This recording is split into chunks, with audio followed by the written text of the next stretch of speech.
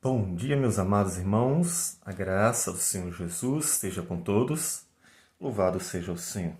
Nós vamos dar sequência a nossos minutos devocionais com o Salmo de número 3.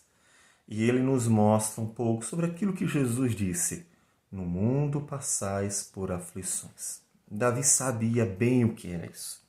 O Salmo 3 ele já começa na sua introdução, que é o primeiro versículo, dizendo que é um salmo de Davi quando fugia de Absalão, seu filho.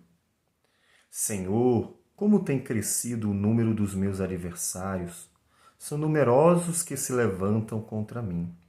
São muitos os que dizem de mim, não há em Deus salvação para ele. Talvez um dos fatores mais significativos desse salmo seja a informação de que o próprio filho de Davi estava perseguindo o seu pai. Ou seja, a sua aflição não só dizia respeito a ter inimigos, porque também o povo de Israel, não todos, mas um grande número, que Davi havia pastoreado, guerreado pelo povo contra os adversários, que Davi havia dirigido para Deus e na palavra de Deus, e este povo também se voltou contra Davi.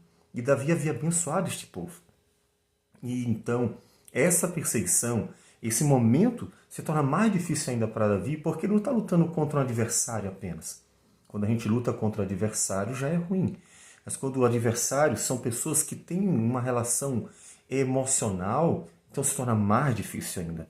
E Davi, então, ele tem uma grande angústia no coração. Próprio filho e aqueles que estavam perto dele, pelos quais ele havia lutado, agora também se faziam seus adversários.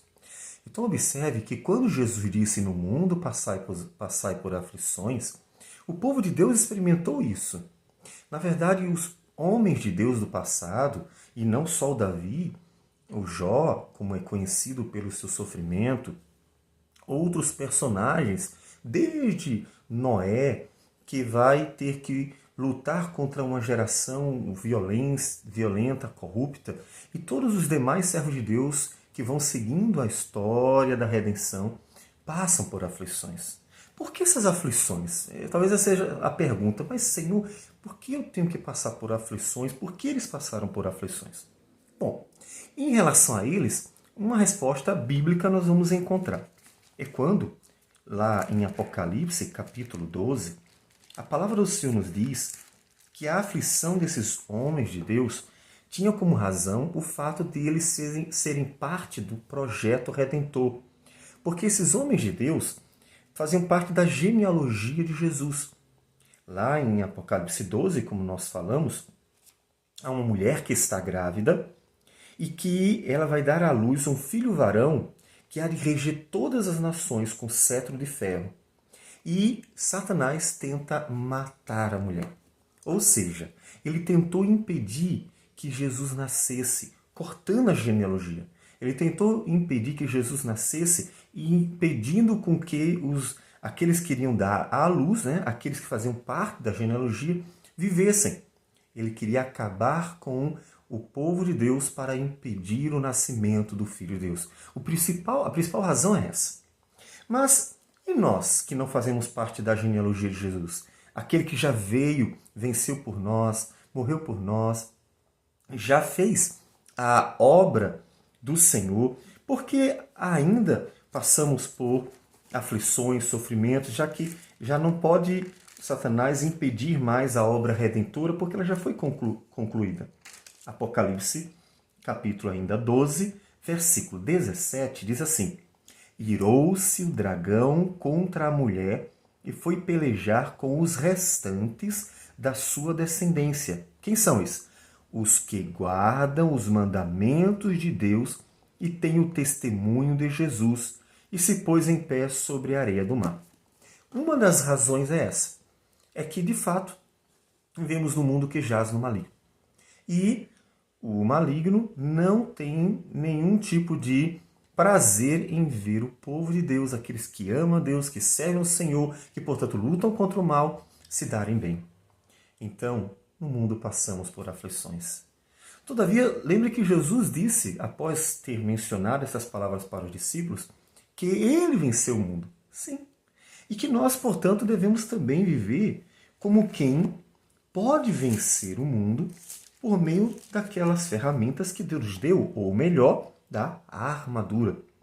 Por isso, então, lá em Efésios 6, versículo 10, diz: quanto ao mais, sede fortalecidos no Senhor e na força do seu poder, revestivos de toda a armadura de Deus, para poderdes ficar firmes contra as ciladas do diabo. Porque a nossa luta não é contra o sangue e a carne, e sim contra os principados e potestades, contra os dominadores deste mundo tenebroso, contra as forças espirituais do mal nas regiões celestes. Portanto, tomai toda a armadura de Deus, para que possais resistir no dia mau, e depois de teres vencido tudo, permanecer inabaláveis. Sim, nós devemos lutar nesses dias maus. Nós precisamos ter a consciência que eles vão acontecer. E às vezes de uma forma tão difícil como para Davi. E, no entanto, nós podemos vencer. E não vencer de uma forma qualquer. As armas são diferentes. Mas vencer no Senhor. Observe que os inimigos de Davi diziam que não há em Deus salvação para eles. E isso não é verdade. Há sim em Deus salvação para nós. Então o diabo tantas vezes, o mundo tantas vezes e até a nossa natureza vai estar sendo conduzido, vai estar conduzindo, seduzindo-nos a entender que não há mais jeito. Mas não é verdade. Há sim. Então olhe para o Senhor, confie no Senhor, porque há salvação em Deus. Não importa quão grande seja a aflição, Deus sempre será a nossa esperança e a nossa salvação. Foi para Davi. E nós veremos no restante do Salmo, que queremos deixar para ir lendo aos poucos, para que nós vejamos como Deus sempre é a salvação dos que esperam nele. Vamos orar ao Senhor. Senhor Deus amado, obrigado por tudo. Louvado seja o teu nome. Abençoa, Senhor Deus, o teu povo, e que neste dia de lutas possa vencer as batalhas no Senhor, glorificando o teu nome e se alegrando em ti. E que possamos descansar em ti e confiar, porque em ti sempre há salvação para nós. Que o Senhor seja glorificado e receba nossa gratidão por tudo, em nome de Jesus. Amém. Que Deus abençoe a todos um bom dia.